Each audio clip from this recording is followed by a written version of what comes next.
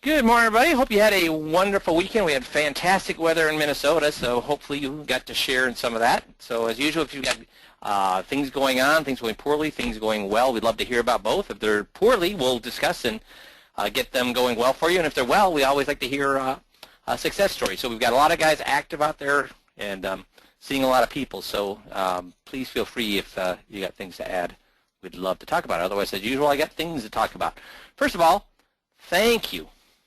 Thank you to those of you that last week hopped on to the community education. We got 15 people already scheduled for community education classes, so that's fantastic. But let me ask you, financial advisors, with your high math skills, we got 150 people, because like we tell you, we never are coaching more than 150 people at a time. So what percentage of 150 is 15? Let's see how any of you can do that math.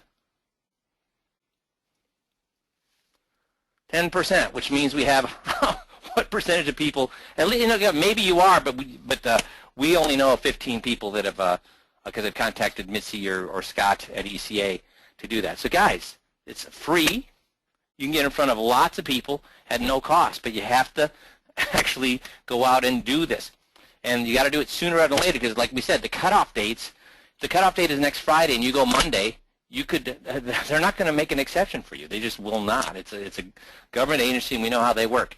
So that could put you out another 3 or 6 months or even 12 months till the next possible class. So please, please, please get started on that. And if you haven't got started yet, we've appointed Scott at ECA as our community education czar.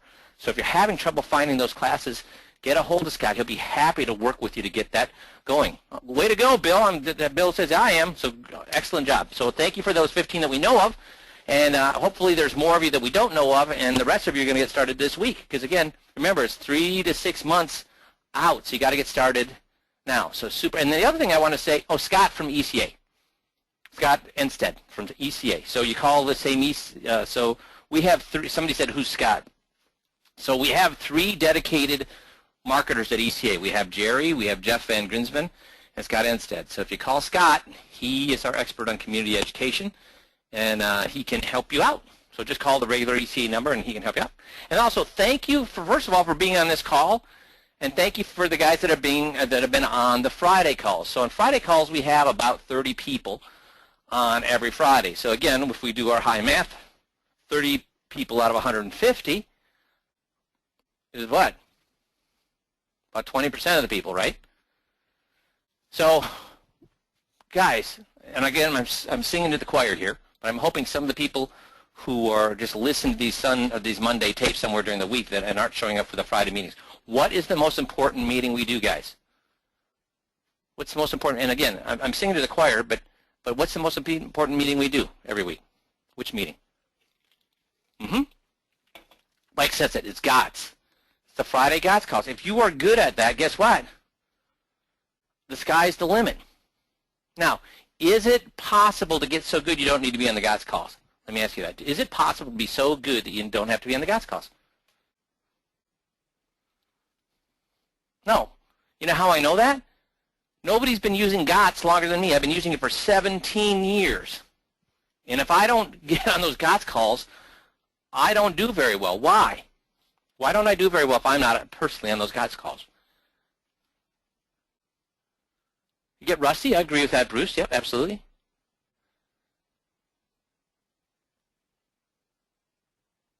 Yeah, NFL MVP still need to practice. I agree with that, Frank. So I would agree with both Rusty and, even the best need to practice. The other thing is I lose focus. I forget about doing it. GOTS is a skill you have to be constantly reminded on. Why do we have to be constantly reminded to do GOTS? Yeah, that's right. Bill got it. It's a contrary mindset. That's why it's against nature, Mike said. That's why we constantly have to be reminded on it. We have to drill, drill, drill. It's like in the Navy, when we drilled to run towards fire. They would, in the middle of the night, they'd wake you up. You're supposed to grab those hoses and run to the fire. And did they say, okay, you guys are good enough now, we don't need to practice that anymore? No, they had to drill it every single week so that it was just, we never lost that, because it's contrary to nature to run towards fire or run towards flooding. It's contrary to our nature. So we need to be constantly drilling something that's contrary to our nature to make sure that we don't revert back to the way we always want to act, which is our common nature is what? To tell, sell, preach, teach, to quote unquote help people by telling them instead of patting them on the back for telling us. It's to correct people. It's to one-up people. You're not bad. That's human nature. That's me. That's everybody. So being on those Friday calls keeps you focused. There's 3 reasons that I have in my mind that are okay, that make it okay for not being on a Friday call. What do you think those 3 reasons are? When would it be okay not to be on a Friday call? Let's see some. Death. Yep, Bill got the first one, so death. That's one. What's another one?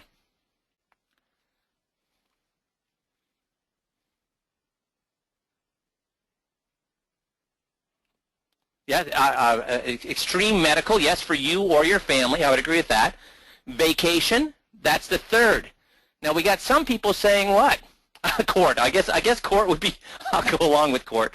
Bill, I'll go along with court, but hopefully that's not the case for most of us. So vacation, court, medical condition, or death, or family medical condition, or death as well. That would fit in there. Why would I say having a client meeting is not a good reason for not being there? Because we got people that tell me all the time I had a client meeting. Why is that a cop-out, guys? Let's see if somebody gets this. You got 40 hours a week, and that's the only hour they can, or that's the only half hour. No, you've got 90 or 40, 80. You got 80 half hours a week. That's the only time they can meet with you? What's that tell you if you go ahead and schedule something over that Friday meeting? What's that tell you about your belief in the GOTS skill? It says that you don't think it's that important. But guys, let me ask you a question. On any particular, those of you that are on GOTS calls, so listen, in a lot of I see a lot of names that are on these GOTS calls. Is it possible on one of these GOTS calls did you learn a skill that could make you hundreds of thousands of dollars just on one of those Friday calls because of the things that we covered? I got a lot of yeses coming in. You can't miss those calls, please. And again, I'm singing to the choir because most of you are on those calls, but I'm hoping that the people that listen to these Monday meetings later on in the week pay attention to that. So thank you again for all of you that are getting started on the community education, both last week and now moving forward. And thank you for being on these calls and the Friday calls. I really appreciate it. Well, you know what? Mick says he'd like to make those Friday calls an hour long. I'm happy with doing that, but if you'd like to make those calls longer, if we see a lot of people, because I asked this about 3 or 4 months ago, and most of the people said, we had a few people say an hour long, but most of the people said they liked those half-hour calls because it's brief and to the point. But I'm open to I like to do those kind of calls, so I'm open to whatever you like to do. So we'll keep them at a half hour, though I appreciate what you're saying, Mick, unless we get an overwhelming amount of people who want to do an hour, because I'm here anyway, so I'm more than happy to do it. But I asked about 3 months ago, and most people want to keep them to a half. So if we get a lot of input, I'm more than happy to do that. So again, thanks to you guys that are actually out there making yourselves better. So the first thing I'd like to do is talk about is the cost of mutual funds. And so this is out of Forbes magazine. So is Forbes magazine pro-investing or anti-investing? You think is Forbes magazine a shill for the insurance industry, or is it a pro-investing magazine? It's pro. And this came right out of there. So they're saying that non-taxable mutual funds, expense ratios of 0.9, we all can agree with that, transaction costs of 1.44% and cash drag of 0.83, and then there's another cost that they're not even talking about, which we're going to talk about in a second. And then when you add the tax cost for an account that's outside of a deferred account, the tax cost is another 1%. So we're looking at just at the average mutual fund having a cost of 3.17% inside a tax deferred account and 4.17% outside a tax deferred account.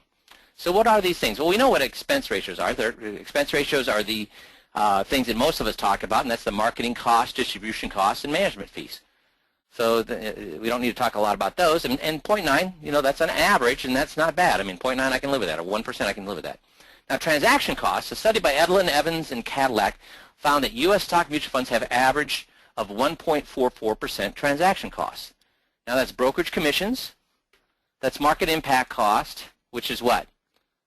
When you buy, when you sell the stock moves down, and when you buy the stock moves up. And that's the one we kind of talk about in our, it's the easiest one for our client to understand, so that's the one we talk about at our 21-point checklist meeting. The manager has to alter investment strategy to avoid excessive market impact costs. So they have to ease in or ease out or push the selling over a 2 or 3 week period so they don't move the price, and that causes costs. And then the manager may be forced to include less favorable stocks in the portfolio to alleviate the market impact pressure if they have too much of their favorite stock. So these are all things that cause the average of 1.4. Some are a lot higher, some are a lot lower. And then you got the spread cost, and we all know what spread cost is, right? There's a different when you go and buy and sell a stock, there's a different cost between the buy and the sell. So you add that as well. So that's transaction costs. Then you have cash drag. What is cash drag? Does anybody know what cash drag is? It's the fact that what? The managers, have to maintain some money in cash so they can redeem, for redemptions and transactions that are moving from one fund to another fund. They have to have cash in there. And if you have cash, what's cash paying? Diddly-do. So that's also going to cost the client. Soft dollars, that's up to 40% of all trading costs are completely hidden. This is that extra cost that I didn't even have in that 3.17 and 4.17. And Forbes is saying that up to 40% of all trading costs are completely hidden because they're soft dollar costs. So that means that if we talk about 40% of all costs, what's 40% of 3.17 or 40% of 4.17? So now do you see why it's so hard for those funds to beat the market when they're already losing 30, 40%? If the market average is 7 or 8% a year, which is what over the last 100 years is the average, is 7.7%. Well, then if you're losing 3 or 4%, that means you're losing 40 or 50% right out in fees. It's hard for them to beat the market. And how much are you going to have to? How much more risk are you going to have to take with those kind of fees to beat the market? A lot more risk. So what are these soft dollars? It's when managers direct money to brokerages to provide research or other services. So they're going to go to they're going to deal with a brokerage services because they're giving them extra stuff, whether it's research or other services, even if they're not the most efficient, don't have the most efficient commission structure. Because if you think about it, does the mutual fund company care about the commission structure? No. Because they just pass that along to who? And since it's not reported, they don't have to report this. Hallelujah, right? Now, when we're talking about mutual funds, we're also talking about what? What are the the variable annuities call their accounts sub-accounts, but what are they? Are they some sort of special thing out there, or is it simply a mutual fund under the insurance umbrella? So these costs apply to the sub-accounts or the mutual fund under variable annuities as well. So that we've had a lot of questions on how'd you come up with that number for turnover costs? We're not even showing the whole. We're being very generous. We could actually, if we could pick a number based on a lot of studies that have done, that are a lot higher than what we use. But we're using a number that's actually in the middle of what people say or different entities say that the transaction costs or the turnover cost. So this is something to keep in mind when you're talking to clients. And then you talk about the tax costs, and basically it's unwanted gains and phantom gains. So that's why you have that extra tax cost on the mutual funds outside of a tax-protected vehicle. So you have that, or we have that. If I can find the, we have that. There it is. That Forbes article is from. We can get that to you if you'd want to see that article. It was also in my 3-point marketing newsletter. So I'll go ahead and I'll just post the link along with the call as well, so they'll have the. Thank you. Yep. Okay, so now we're going to talk about centers of influence. We all want centers of influence to refer to us. And what are the 2 centers of influence that we'd love to have refer to us? Who?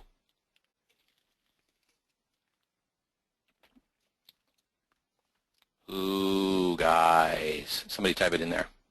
Who would love to refer to us? Yep, CPAs and lawyers. That's right. But we all know they won't do that. So the value of referrals. 90% of consumers worldwide said they are most likely to trust recommendations of people They know a figure that is well above any other form of advertising, according to the recent marketing research conducted by Nielsen Company. So we all would like accountants and attorneys. So Russ Allen and Brett Van Bortel, these guys are awesome researchers. They work with people, advisors who work with the ultra high net worth. Advisors work with people with like $10 million worth of assets and more. And they do a ton of research. And so they interviewed 421 accountants and attorneys. And these are all accountants and attorneys that had been in the business for 10 years or more and had established businesses and clientele. And they asked them how difficult is the business environment. And look at what's happened. They said that the business environment, even though the market's going up, even though people are doing better, the business is getting better or worse. And remember, I mean, the market's doing great now. The economy's doing great. Unemployment is down. So why do you think accountants and attorneys are saying it's actually becoming more difficult to do business than each and every year? And I've been talking about to you with assets under management for the last 6 months. Why is it becoming more difficult to do business? Competition, yeah, competition from who, Peter? You're right. Competition from who, Peter? The internet. Exactly right, the internet. Getting your taxes done at no cost. All these legal services now advertising on the internet and on TV. So it's becoming more and more difficult. Also, what's happened to estate planning for attorneys? They seeing more people or less people for that as the estate tax laws make the costs or make the threshold for needing to do estate planning move up and up and up. So they're finding it more and more difficult to do business. Their income in 2012 compared to 2013, 22%, so 20% of them said it was higher, and 70% said it was the same or lower. So is that a good thing or a bad thing in their minds? So when asked what it was going to require to be more successful, 91% or over 90% of both attorneys and accountants said they need to get in front of more wealthy clients. 60% of accountants and 40% of attorneys said they need to an enhanced business model. And here's the funny thing, and this applies to advisors as well. And again, kudos to you for being on the 5Q system because you realize this. Less than 10% of accountants and less than 5% of attorneys said they need to change their business model. So guys, what would you call these people? What would you call these accountants and attorneys? This is happening. They think the business environment is getting more difficult. They think it's going to get harder and harder to make the same amount of income or more income. And what would you call these people, these professionals? When 10% of them say they need to change their business model and 5% or less of attorneys say they need to change their business model. What's the definition of insanity, guys? What's the definition of insanity? If they keep doing the same thing over and over and over, what's going to happen? Do you think the business environment is going to get better? No, it's not going to get better. And if 70% of them say their incomes are going to be the same or lower, if they keep doing the same thing, guess what? Let me ask you a question. How are they going to get in front of more wealthy clients if they don't change their business model? If they're going to keep doing what they're doing right now, how are they possibly going to get in front of more wealthy people? If they want to get more in front of more wealthy people, they need to do what? And I mean, kudos to you. Many of you came on to 5Q because you said, listen, this is completely different from anything else out there. And many of you had to do the hard work that was necessary, as we talked about earlier with GOTS, to change your nature, to change how you do things. So you realize this, but you realize it, but how many attorneys and accountants have coaches, marketing coaches, selling coaches that are going to help them do that? So instead, they're going to keep what? Doing what they're doing, and their income's going to keep doing what? Going down, and their environment, the business environment for them is going to keep getting what? Worse, because less than 90 to 95% of them are going to keep doing the same thing they're doing right now. Well, and so guys, when you go approach them for referrals, why are they not listening to you?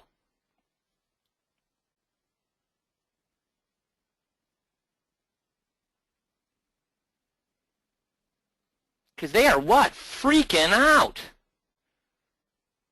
They have no clue what to do.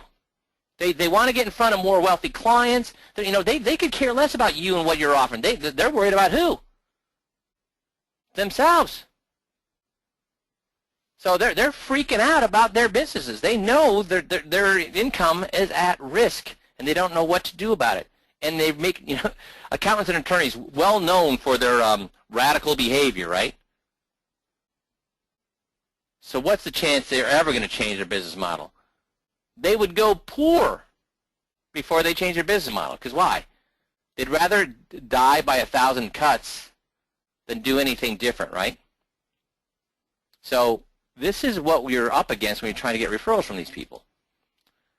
So when they were asked, these 421 professionals were asked, how often are you approached by financial advisors for referrals? 71% of accountants said continually, constantly, and 72% of attorneys said constantly.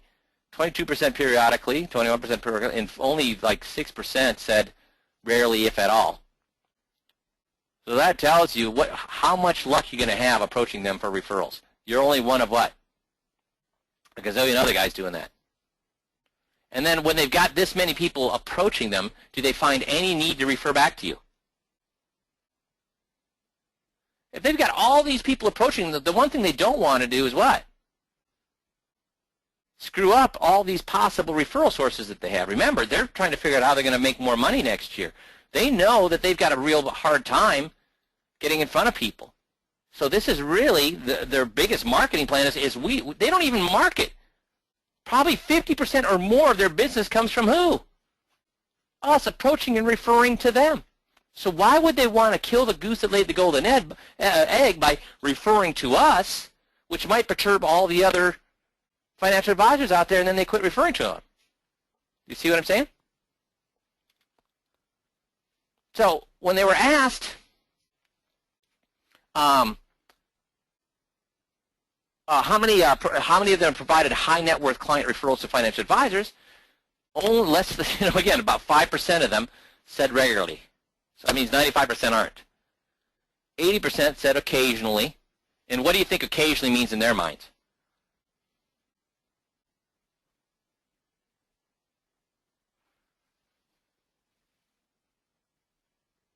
Yeah, once, rarely, once a year, once every 5 years. I agree. That's exactly what occasionally means in their minds. And rarely, if at all, yeah, that means never. So that means we got 5%, and what do you think their definition of regularly is? I think a lot of their definition of regularly is once a year as well. Exactly, Bill, once a year. So that's what we're up against if we want to get after these people. Now the number, and now here's the problem. Even when they recommend advisors, guess how many they recommend? Just one? Just you? No, 10% of accountants will recommend just one. Only 3% of attorneys will recommend just one. 70 to 80% will recommend 2 or 3 advisors. Oh, that's a fantastic referral, isn't it? Hey, here's the names of 2 or 3 advisors you should look at. Is that a great referral, guys? And then 3 or more, 20% or 15 to almost 20% of them are referring to 3 or more, saying here's a handful of advisors you should look at. Terrific, terrific. See, and here's when they're approached by financial advisors. When they're approached by financial advisors about what the financial advisor could do for them, is to say, I can do a good job for your affluent clients. 96, almost all of advisors will say, we can do a great job for your affluent clients. What's the flaw in that approach, guys? I've just told you the flaw. What's the flaw? No different? I'd agree with that, Bruce. Absolutely. No different. What's an upside? No upside for the CPA return. Well, I agree with that too, Peter. There's no upside for them. Guys, what are they going through right now? What are these CPAs and attorneys going through right now? Their business sucks. Their business sucks. And what do they think the way out of that business is? Remember, we talked about it. What do they think that the way out of their business sucking is? No, not see more people. See more wealthy, Mike. Exactly. See more wealthy people. See? Required to be more successful. 90% said see more wealthy people. So what are they not seeing enough of, guys? Wealthy people. So if we're telling them we can help them with their wealthy people, guess what they're saying? Fine, find me some, and then I'd be happy to recommend them to you. So do they want you to help them with their wealthy clients, or do they want you to help them find wealthy clients? If you want an attorney to refer to you, don't tell them you're going to help them with wealthy clients. Tell them you're going to what? Find them, right, Frank? You're going to find them wealthy clients. So that's the first way that financial advisors approach. And then 84% of accountants and 72% of attorneys said that the financial advisor comes in and says, hey, look at this fantastic strategy. Look at this fantastic idea. Look at this fantastic way that I can help your client save money on taxes. Get them a higher return. Look at this great alternative investment strategy. And then another half will say, I can introduce you to other professionals. So, of these, how many, and I'm going to show you the next slide, how many accountants and attorneys think the fact that you'll do a fantastic job for their affluent clients is important to them? How many of them think it's important to the accountant and attorney that you can do a good job for their affluent clients? Very few, Bill, exactly right. Brahma, 100%, you're high. Because how many financial advisors are saying they can do a great job for affluent clients? Everybody. So what do you think that's important? Do you think that's important to them? They expect it, exactly, Brahma. They expect it. So it doesn't mean, so if they expect you to do that, then guess what? It means nothing to them because it's expected. Oh, I see what you're saying, Brahma. That makes sense. So how many of you think that they think, accountants and attorneys think, that the fact that you can bring new investment ideas and strategies, fantastic, just hot off the presses, how many think that they think that's an important thing that you bring to them?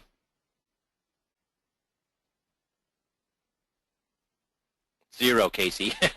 Very few. And how many do you think that you introducing to other professionals is a fantastic thing that they just can't get enough of?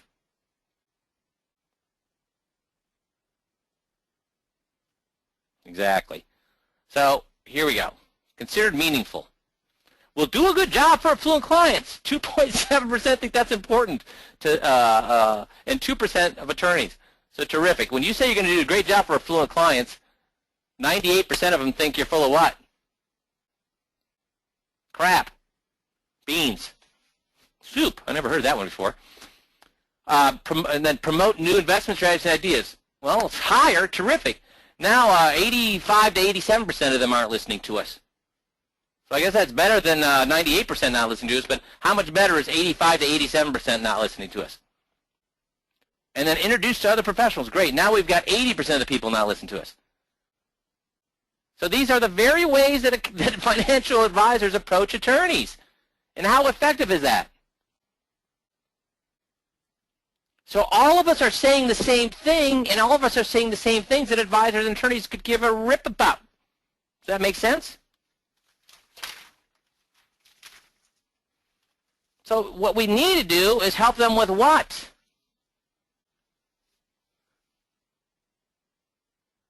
Get in front of more wealthy people. See, and one of the things that they put in this report was more telling, only about 1 in 10 of attorneys and accountants say financial advisors are attuned to the nature of their clientele and their other professional relationships. So that means 90% of them think you know what about their business? Nothing. That you know what about their clients? Nothing. See, it's clear, and they go on to say, it's clear the accountants and attorneys believe that the financial advisors approaching them are focused mainly on what, guys? 98% of them know that you're approaching them only for one thing. Is it to help them? Yeah, that's right, Casey. To get money. To make money off of them. That's right. So it's clear that attorneys and accountants believe that financial advisors approaching them are mainly focused on themselves and their personal expertise. So what's the fix to this then, guys? What's the fix to this? How do you get referrals from accountants and attorneys? Victoria, I agree. The non-financial approach. I totally agree with that. The non-financial approach. You got to get inside their heads. And what's inside their heads right now? They need to figure out how to get in front of more people. See, it's not about you. You cannot approach them with how smart you are, about your ideas, about how you're going to, what's wrong with all those things? How smart you are, about your great ideas, about how you're going to take care of the clients. What word needs to be taken out of there? What word needs to be taken out of all three of those sentences? Yeah, that's right, you. You. It's got to be about who? Them. Here's how you, Mr. Attorney or Accountant, can increase your business. Here's how you can get in front of more wealthy people. Here's how you can and have a more successful business. It's got to be about them. So here's the thing. We cannot teach people anything. We can only help discover it themselves. And that goes for our whole system, right? So we're not going to tell them how to do it. We're going to give them hints on how to do it themselves. So one of the things we can show them how to do is get a referral tree. How many of these guys know how to get referrals? Like I said, most of the referrals are coming from who? Us. But they have all sorts of other ways that they can get referrals. We can help them with that. And that's one of the things that we talk about in our golden referral system, right? So how many of you are using the golden referral system? And again, I don't think I wouldn't use it myself. I'll be straight out. I wouldn't use it myself but if you want to have, but I had no problem getting in front of people. And I had no problem selling to people I was getting in front of. So I didn't need to do this. But if you want to get in front of attorneys and accountants, the only way you're going to do it is with the golden referral system. So what you do first is you get in front of what? A ton of people, accountants and attorneys. Not by telling them what you can do. You say, I want to know what you do. So let's do a case study group. Tell me how you'd handle this case legally. Tell me how you'd handle this case with investments. And then I'll tell you what I would do. We'll all share. So it's not about any particular kindness. It's about what? Learning, about improving our minds. And how many accountants and attorneys like to do that? Lots. I've never had this not fail. But as I've said before many times, guess what?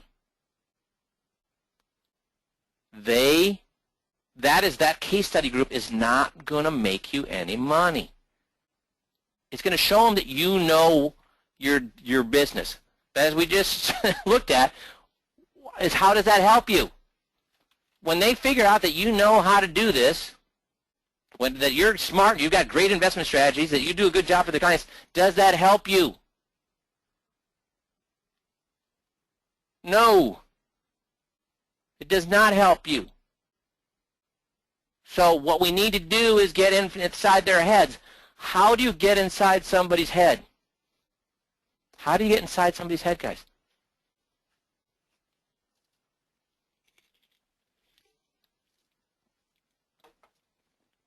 GOTS, I'd agree with that, Dale. How do you get inside people's heads? Think about in your circle of people that you know, who would you consider that you're in their head the most, that you understand them the most? What kind of people do you understand the most in the circle of people you know?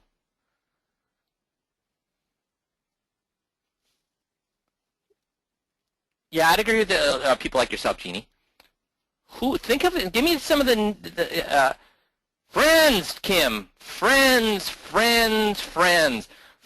and close family. Those are the people that you get inside their heads because you spend what with them? Time with them. And while you're spending time with them, do you have an agenda with friends? Do you have an agenda with friends? If you have an agenda with friends, they're no longer friends. They're what?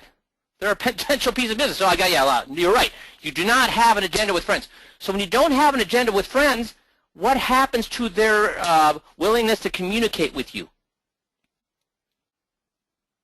When you don't have an agenda, it rises. That's right. That's how you get to know friends, because they let their guard down.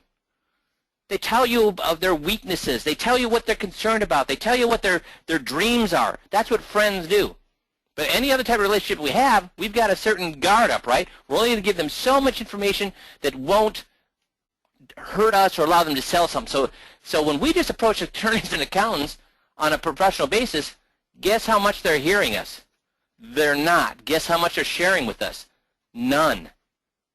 So with the golden referral to get inside their heads, what you need to do is not just have the case case study group, but then what you're going to do is find what? Out of the 10 people, 5 or maybe 6 attorneys and 4 accountants, and yes, you can find 6 attorneys and 4 accountants. I've had many guys do this. They have no problem being together because they don't treat the business like we do. They're not adversaries. They consider themselves colleagues, even across streets, even in the same. I've seen real estate attorneys refer real estate attorneys across the street business. I've seen estate planning attorneys refer estate planning business across the street. They are very collegial. So you can fill up these groups, but that will, again, the case study group is not going to get you any business. So if that's where you're going to stop it, then don't do this. And it's the next step that would be the reason that I wouldn't do it, but it's the next step that if you can do it, you can create an awesome referral strategy. And that is the next step is you find out of those 10 people, maybe 2 or 3 that you think, hey, I like them. They're like me. They're great guys. They make me laugh. They're interesting. They're nice. And then you invite them out to what? Lunch separately. And then as you're having lunches, you find out if they play tennis or golf or hunt or fish. And then you, or follow football. And then what you do is you start having mandates, right? Go golfing with them. Go fishing with them. Go hunting with them. And then you get closer and you think, hey, you know what? If we're like each other and we get along, guess who else might get along? Our spouses. And then you have you get together with the spouses and you start going to dinner. And then you start running in with their social circle. And that's when you start to see referrals. Why? Why do you start seeing referrals after you become good friends with them? Why won't they refer to you when you do case studies, but when you become friends with them, they start referring to you? Why? They like you, sure, I agree with that, but that's not the reason. Guys, let's go take a step back. Why do they, when they refer out to us, remember we said 90% of them refer out to 2 or 3. If they even refer at all, do they refer to one person, one financial advisor, or do they say, here's 2 or 3 or even more than 3 financial advisors? Why are they recommending several financial advisors? Ah, that's right, we got it a lot, because they don't trust you. So they don't trust you. That's why they're referring out to 3, 4, 5 different financial advisors, because they don't trust you, and they don't want to be held accountable for your bad actions. So why will they refer to you, though, when you're their friend and your wives are friends? Why will they start to refer to you? Ah, because they don't feel, that's right, Mike, they feel like you're not going to screw their friends. Why? Because if you screw one of their clients, what else is that going to screw? Your friendship's at risk, right? Your wife's friendships are at risk. Your social standing in that social circle is at risk. So they know you're not going to purposely screw somebody just for a commission, because your wife's going to find out about it. All your friends are going to find out about it. Your friendship is over. So that's why they'll refer to you. Guess what's not on any of these lists here? Hey, I'll do a good job for your affluent clients. Hey, I have these wonderful investment strategies. Hey, I'll introduce you to other professionals. What's not on here? Friendship. So if you want to start, and again, I'm not looking for accountants and attorneys to be my friends. Got plenty of friends. But if you want to get into, if that is your goal, to start getting referrals from accountants and attorneys, the only way that is going to happen is not by you showing them how smart you are, not by showing them how many great ideas you have, not by showing how much you take care of your clients. Yeah, you got to do all those things, but they know you do all those things as well as every single other advisor out there. If you want to get referrals from them, you need to become their friends, because when you become their friends, and when your wives become friends, and when you get into their social circle, then they will trust you. And then they go from referring to 3 or 4 or 5 advisors once a year to one advisor 2 or 3 times a year. And getting one or having them refer to you 2 or 3 times a year can make a practice, can it? Okay? So does this make friends? Make friends. Does this make sense?